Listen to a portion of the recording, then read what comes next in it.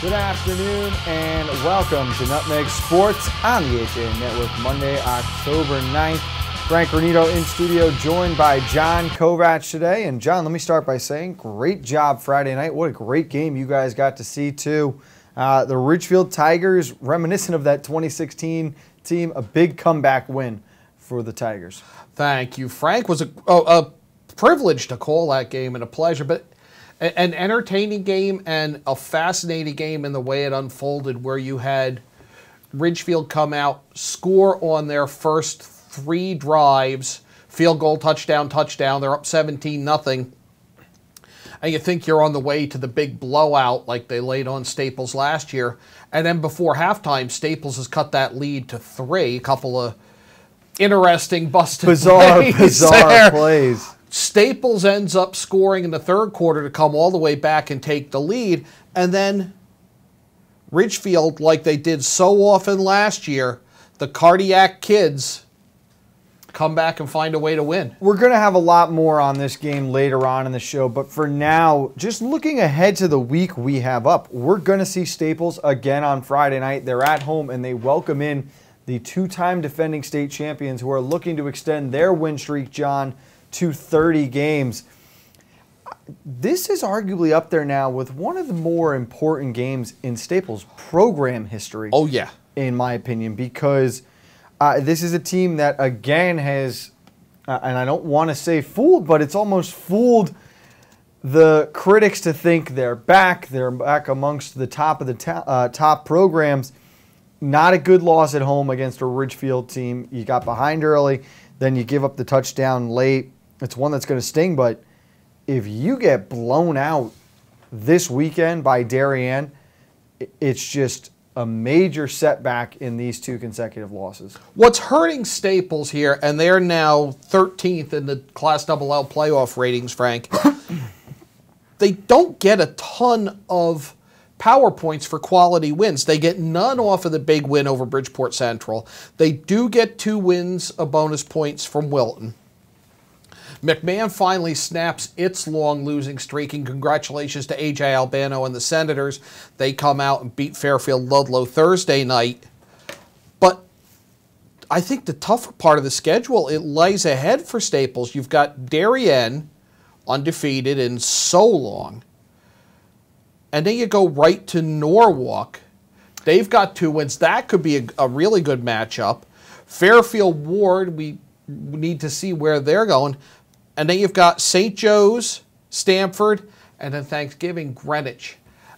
If you're Staples, you've got to hope now with the 1 loss that Greenwich game is a game that could propel you to the States. It's a game that still has meaning, is what the goal has to be. That. Because if you're going into that game with 3 losses, you can count out being in the state playoffs. I don't think this is going to be a year where 3 losses sneaks you into that last spot.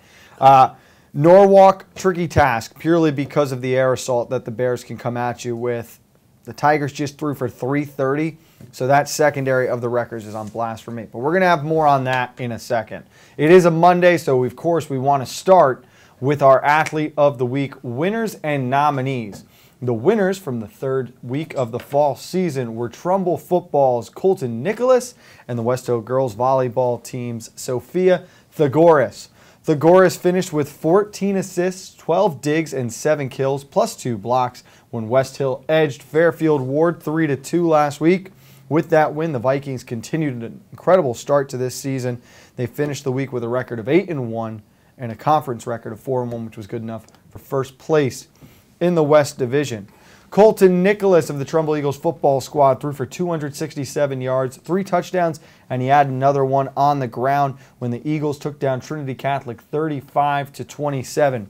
The junior guided Trumbull to not just a first half touchdown, but also a final half touchdown in the final minute of both halves on the Eagles' way to victory. Big wins for both Sophia and Colton. Congratulations to both of them. For the Week 4 nominees, we will start with our females, and with the first female nominee, I'll go over to John Kovac. Thank you, Frank. Tessa Albrecht, Norwalk High School field hockey. She powered the Bears offense on a career afternoon. Keep in mind, Frank, she is a freshman. She is a freshman. Scored 3 goals, 2 assists in the Bears' 7-0 victory over St. Joe's. That win kept the Bears in the top 4 of the FCAC and just 1 game behind first place Darien. First male nominee this afternoon is Chris Druin of those aforementioned Brian McMahon football squad. Druin passed for 139 yards, 2 touchdowns. He ran for 85 yards, including a 40-yard score, which sealed the win, snapping the Senators' 14-game losing streak. Brian McMahon, 32, Fairfield Ludlow, 13. Chris Druin, a nominee for Athlete of the Week. Let's go back over to John. Bridget Fatsy of the St. Joseph girls volleyball team, and you saw them recently, Frank. The senior had a busy week. The cadets went 3-0. She had 18 kills and 6 aces in a 3-2 victory over Danbury High. Then 16 kills and 2 aces in a 3-0 win over Stamford. Then 15 more kills and 5 digs in a win over West Hill. Great job by her for the cadets. Laudo Cardona of the Stanford boys soccer squad scored with 17 minutes remaining, giving the Black Knights a 1-0 road win over the Staples Wreckers in a meeting between the 2 of the FCX top 6 teams. Black Knights continuing to roll here in 2017. They are now 8-2 this season. We'll see them Thursday afternoon against Norwalk High, in what should be a great game. John. Katie Ramsey, the leading scorer for the Darien High School girls soccer team, continued her offensive dominance this season. She scored all 3 of Darien's goals in their 3-2 victory over Fairfield Ward. She now has 15 goals in 11 games, Frank. Thank you, John. Our next nominee from the male side is from the Richfield football squad. He is Greg Gatto, the quarterback, throwing 2 touchdown passes, running for another in the 24-20 road victory over Staples. Gatto's 1-yard touchdown pass to Luke Gatos in the final 2 minutes capped a late drive that got the Tigers the win after the Staples Wreckers had rallied from being down 17-0. Faith Arnold, a freshman forward on the Ridgefield High School girls soccer team, factored in both goals as the Tigers beat their rivals from Wilton 2-0. Arnold assisted on Caitlin Slinko's first half goal and then scored herself on a beautiful individual effort that included several scintillating dribbling moves and a textbook shot into the upper corner of the Wilton net. A.J. Lacona, quarterback from the West Hill football squad, threw 4 touchdown passes as the Vikings improved to 4-1 this fall. They took down Capital Prep on Saturday, 45-27. Lacona threw touchdowns from 6, 2, 25, and 30 yards in the win, John. Maggie O'Gorman had a hat trick as the Greenwich Cardinals doubled up the Wilton Warriors 4-2 in a key FCAC field hockey match on Saturday. The senior scored twice in the first half when the Cardinals built a 3-1 lead and added her team's lone tally of the second half. And our 10th and final nominee comes from the Trumbull boys soccer squad. He is Jason Weinstein, who scored twice in the Eagles' 3-1 win over West Hill, then added a hat trick in a 6-0 shutout of crosstown rival St. Joe's. In the game with West Hill, the score was tied midway through the second half before Weinstein scored twice in a 6-minute span, pushing the Eagles to victory. Those are your 10 nominees for the week. Make sure you go online to HAN.network, click on that Athlete of the Week tab up top, and submit your vote for the fall season's Week 4 winner. John and I are going to step aside here quickly. When we get back, Mike Suppy will join us. We look back on Friday night's thriller between Ridgefield and Staples, along with highlights and full analysis after the break on the HAN Network. We know it's your busy season, and that's why Walter Stewart's Market is here to make things easy by offering the best of autumn under one roof. Walter Stewart's Market is your local one-stop fall shop. There are so many seasonal flavors to savor, and Stewart's has them all, from Blue Jay Orchard's local cider donuts to Vermont Farmstead cheddar and all of your favorite varieties of local apples and pears. Walter Stewart's Market, 229 Elm Street, New Canaan, and find us at stewartsmarket.com. Want a new experience in car buying? No aggravation, no confrontation, just answers to all your questions. Scap Chrysler Dodge Jeep Ram. Car buying the way you want it to be. With one of the largest selections of new 2- and 4-door Jeep Wranglers available, we are Connecticut's Wrangler headquarters. Located in Fairfield, Connecticut, we're easy to get to. Just 2.5 miles off the Merritt Parkway, exit 44 via Route 58 South. Save thousands right now during the Jeep Celebration event and Ram Power Days. Now through October 31st. At Black Horse Garage, we fulfill all your sports car needs. We specialize in manufacturer-recommended service and aftermarket high-performance parts and installation. We have one of the nation's top storage facilities and offer a high-end collision department that understands your need for detail. Visit blackhorsegarage.com for more. The Kitchen Center offers quality cabinetry and affordable pricing. Visit our showroom for a free consultation with our professional design staff. For all your other home improvement needs, visit Northeast Building Supply, our full-service lumberyard and window showroom. The Kitchen Center, a division of Northeast Building Supply, 1470 Barnum Avenue, Bridgeport. Dr. Stephen Molinaro and Peter Healy of Family Practice Dentistry and Laser Dental Care have served Ridgefield for over 22 years. Experienced staff offer gentle drillless techniques, preventative care, and cosmetic procedures in a relaxed environment. Grateful for the community's trust and support through the years, new patients and their families are welcome. Call today. We know it's your busy season. Back on the HAN Network, Frank Granito and John Kovac in studio. We look back now on Friday night's football game in the FCAC between Ridgefield High and Staples High. And for that, we want to welcome in Mike Suppy as well, who was on the call with John for that game. And Mike, we talked a little bit about this before the break, but this is a big turning point now for Staples football, who just continues, in my opinion, to be a pretender, not a contender. Yeah, that game was there for them for the taking. They had a chance to put the game away late with about 7 minutes left in the fourth quarter. Couldn't really do much with the ball, punted it back to Ridgefield and watched the Tigers go down the field and make the go-ahead score, and they were unable to answer. And it's obviously a game that they needed with Darien on deck, trying to get back to where they were popping up almost every year in the state tournament, Staples, and that's a detrimental loss because it's a team they're going to be fighting with, scrapping, at the bottom of the double L, final 8 guys getting in there. You figure that's a team, 6, 7, 8 seed like they were last year. They'll be fighting for those spots, and that was a big one, no doubt about it. And when it comes to Ridgefield, you have to beat them. They're not going to beat themselves. They've been known to steal victory out of the jaws of defeat, and they did that again on Friday night. That's a really good point there made about Ridgefield. They've done a very good job this year, especially with a young group, John, retooling, and they're just a very well-coached team. For Staples, though, right now, what's the message from Coach Marcy here? Because it is a quick turnaround, and it could be a very painful one.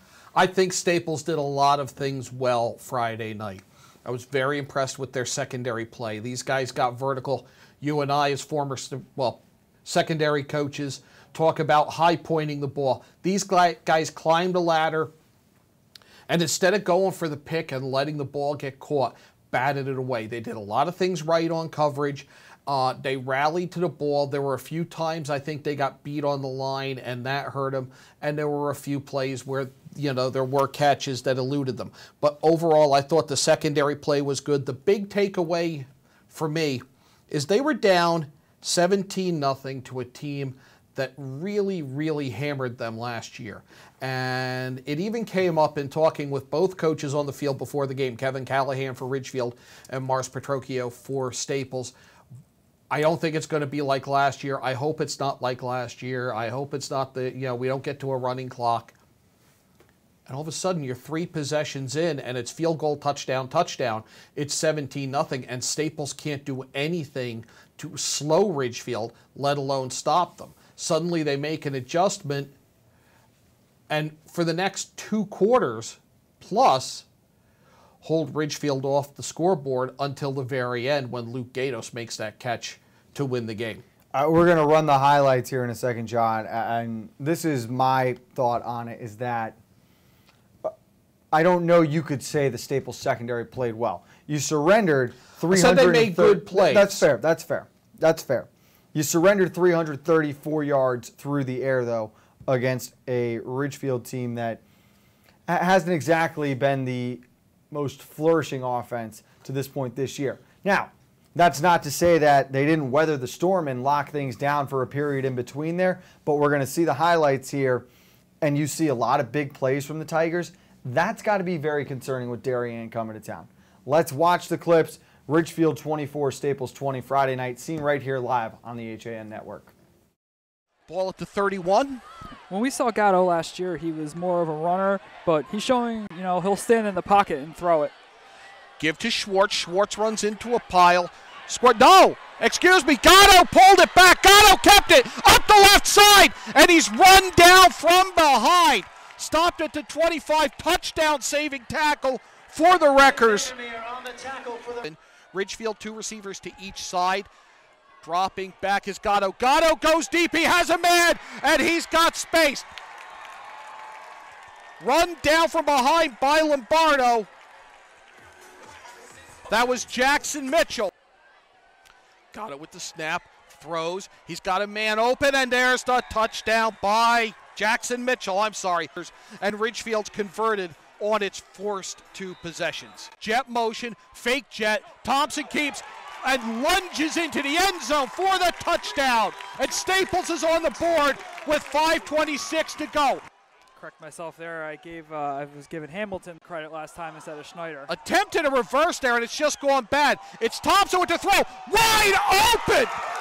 Wide open is Kevin Raybacks. Raybacks coming up the left side. Diving is Gatos. He can't do it. Just the way they drew it up there. A little bit of trickery there. And Staples takes a big chunk out of this Ridgefield lead. One back, fakes the give, ball is lofted and caught just inside the end zone by Luke Gatos. Gatos just barely over the goal line, brings it in, and Ridgefield takes the lead. 1st and 10, Staples, they're down 4. Thompson backpedals, throws up a long one, and what a catch! Bringing it down is the Jake Thor, the sophomore. Thompson rolls right. He's looking for a receiver. He's looking. He's under pressure. He tries to run, takes a big hit, and it's going to be turned over on downs. That's probably going to do it. So a tough loss for the Wreckers, and we're focused on them right now just because we're going to see them again Friday night. It's a big marquee matchup here coming up. Ridgefield, though, they lose their first game against Darien. They're sitting there now 3-1. They're doing everything they're supposed to, John, and they're not in a bad position here heading forward with the rest of their schedule. Not in a bad spot at all are the Ridgefield Tigers, now 11th in Class Double-L. Top 8 make the playoffs. They've got now a statement win over Staples because that was a game we felt whoever had that was going to be making a statement. Plus they get to, Staples has 3 wins already, so that's bonus points. Ridgefield has St. Joe's next, then Wilton, McMahon, Greenwich will be a big one, Ward, and then they finish the season at home against Danbury. You have to win you have to win either Greenwich or St. Joe's, Suppy, and I think if Tigers are able to do that, they can beat Greenwich or St. Joe's. They finished this year with 2 losses. I think they're in the top 8, probably the 8th seed. Playing against Darien, most likely in round number 1. Yeah, and I mean, last year teams were getting into Double L with 4 losses, which is something you don't typically see. But again, I think 2 losses, they gotta like their chances of getting in for sure, especially if they're able to, beat a St. Joe's and take some of those power points that the Cadets would have accrued already with wins over New Canaan and some other chances for them to get some more power points with some Double L teams left on their schedule. It would be a huge win for them if they were able to get it there. We'll see the Tigers again when they take on Wilton on Saturday the 21st. That'll be an interesting matchup and a nice new touch to that rivalry as we get to see it on the football field.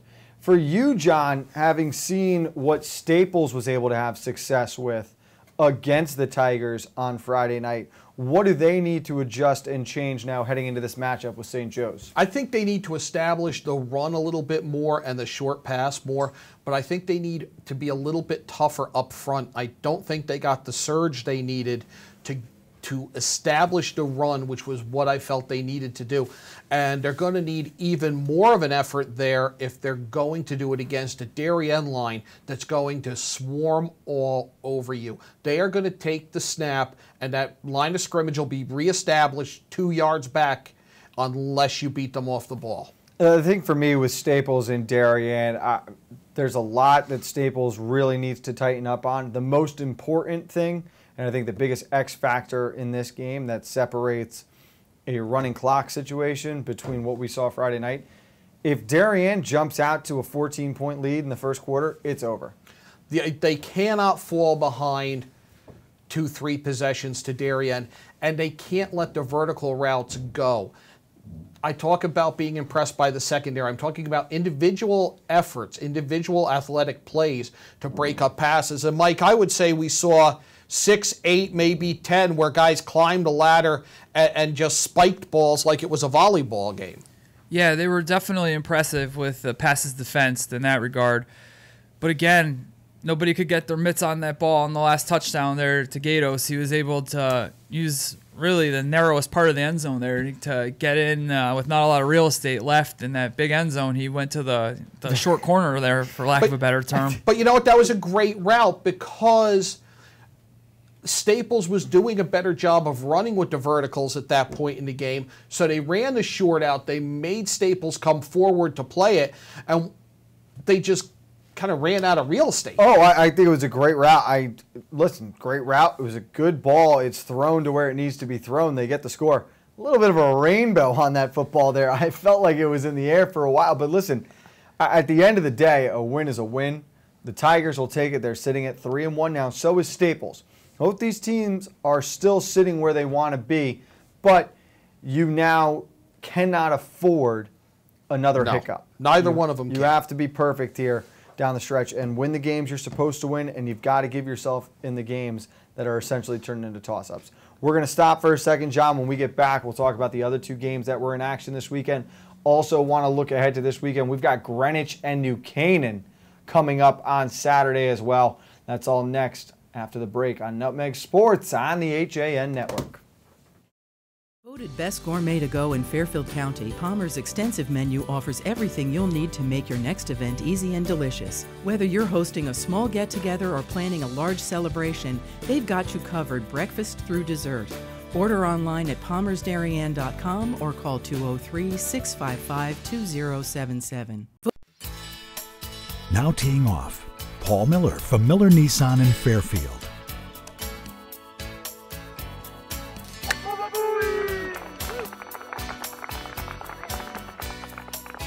Excuse me, Mr. Miller.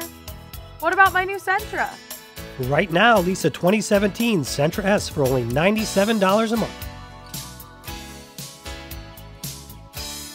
He is never going to retire.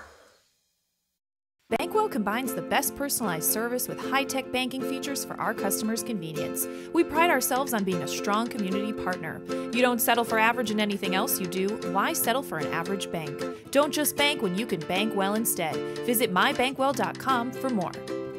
Manfredi New Canaan is celebrating 3 exceptional years selling Rolex watches and fine jewelry to the Fairfield County community. We appreciate all our loyal clients and look forward to welcoming and helping you discover the perfect gift to celebrate life's most important occasions. At InSports Trumbull, the game is always on inside. Registration is now open for our fitness training programs for high school athletes. The InSports Performance Center is offering blast speed classes, athletic functional movement assessments, and both men's and women's elite speed and strength training. Our premier programs help bring athletes to the next level. Call 203-268-1214 for more information. Like and follow us on Facebook. Voted Best Gourmet to Go in Fairfield County, Palmer's extensive menu offers everything you'll need to make your next event easy and delicious. Whether you're hosting a small get-together or planning a large celebration. We are back on Nutmeg Sports on the HAN Network looking at the rest of this past weekend. Let's start with West Hill, a big win over Capital Prep, 45-23 there, John. The Vikings bounced back after that loss to the Rams. A.J. Lacona played very well, but I think there's another story coming out of West Hill right now that is a little more interesting compared to that routine win. Peter Leandre, who is an offensive lineman for the Vikings, is up for the Heart of a Giant award, that being given out by the New York Giants. And you can vote at usafootball.com. There is a poll there. He is in week 4, playing with a medical disorder and really succeeding as the Vikings continue to build toward what could be a real stepping stone, if not a statement season for them. They're sitting at 4-1 overall right now, 3-1 in the conference. Again, they've got some tough tests remaining on their schedule, but I stand by. This is a West Hill team that, if things go their way, could finish this year with 7 wins. They really could. If you look at them right now, they're right. We've talked about Ridgefield and Staples. Ridgefield's 11th in Class L. Staples is 13th. Who's at 12? West Hill. And they've already... they get Greenwich on the 21st. They're going to have the bye this weekend. All right, so you can't lose here. So you're still going to be 1 loss heading out of that. Greenwich is a tough one there. They're going to have to play a near-perfect game. There's going to be some bad blood in that game, too, when you think back to the ending last year. Trinity Catholic, good matchup. It's a game they should win. Trumbull, probably in the past we want to lean Trumbull here. I don't know. I don't know this year. West Hill's very athletic, and you don't know what Trumbull is going to show up, and we hear they're young. Well, West Hill's not young, and West Hill's found ways to make it win. And I really was impressed by the fact that they went out and hung 45 and posted a 45-27 win over a Capital Prep school that's constantly in the playoffs, that has only lost to the Hun School, which is a private school out of New Jersey, and West Hill takes care of business against them. They do. They've got Trumbull, Wilton, Stanford down the stretch. I think Stanford, they'll be heavily favored. Wilton, it depends what happens these next couple of weeks. And now, if Styles make the fight, that game, that intrigues me. Down the stretch, it's a good. They're all games now where in the past I think you would automatically assume West Hill's an underdog, but you look at this calendar now, the way this season has gone, and I give credit to the Vikings. I think they have at least earned themselves the right to be considered a favorite, or at least with a chance, a very legitimate chance in all of their games. Right. I mean, it's a good team. Yeah, it is. They're very talented. They're coached well right now. They're playing well. Not playing well right now, Fairfield Ludlow. They lost again this past weekend. Their losing streak continues. It's broken by the Brian McMahon Senators, who snap a 14 game losing streak. It's a huge win for Coach Albano. They put a lot of time in that program. They are a hard-working team, have suffered some tough breaks of late. So good to see that they got it going. Hopefully this builds a little momentum. I don't think Fairfield Ludlow appreciated how hard it was going to be to get back into the win column, even with some of the turnover behind the scenes, John. Full disclosure, I coached there last year, so everybody knows that. I don't know right now what's going on there now, but I know that I'm seeing a lot of things that I've seen over the past couple of years when I coached there. I'm seeing the ball going on the ground inside the 5-yard line. I'm seeing long runs, such as the 77-yarder that McMahon got that really sealed what was a tight game. The 40-yarder, when you need the ball back and you give up a 40-yard run. And there's another thing that's going on, and I have to look to see if it's every game. I think it is, or they're constantly playing from behind, because in the first 2 minutes of every game, there's a long touchdown pass, and they're down 7-0 before the band is in its seats. And you're right, and we have talked about it so much, not only this year, but last year, and it's in every sport, just turnovers. Turnovers. It's something you can control, and too many teams, they're just, it's too much. You're not giving yourself an opportunity. We're running out of time here, John. We've got boys soccer coming up Thursday afternoon. First of all, we should mention this afternoon's game, we were supposed to see Wilton and Staples in field hockey. That game has been postponed due to the weather. It's now going to be played tomorrow afternoon. I don't know that we're going to see you Thursday on our Nutmeg pregame show. We'll see. We'll see what's going on. Because we've got soccer at Stanford High. But looking ahead to this weekend, Greenwich and New Canaan. Greenwich undefeated. The Rams with a loss. The Rams on the road. I think this is the first year where everyone is really giving Coach John Marinelli the edge against his father, Coach Lou Marinelli. Your initial thoughts on what you think we'll see Saturday afternoon? I think New Canaan has to press Greenwich as far as the receivers. I think if they play them tough and play physical and don't let them out on their routes, then they may have a chance. Trouble is, you shut them down with the quick screen game or the vert game, You've got the tight end on the seam. You've got a strong running game. Greenwich does a lot well. I want to see what New Canaan does on defense to stop it because they've responded to such challenges before. I'm curious to see where this one goes.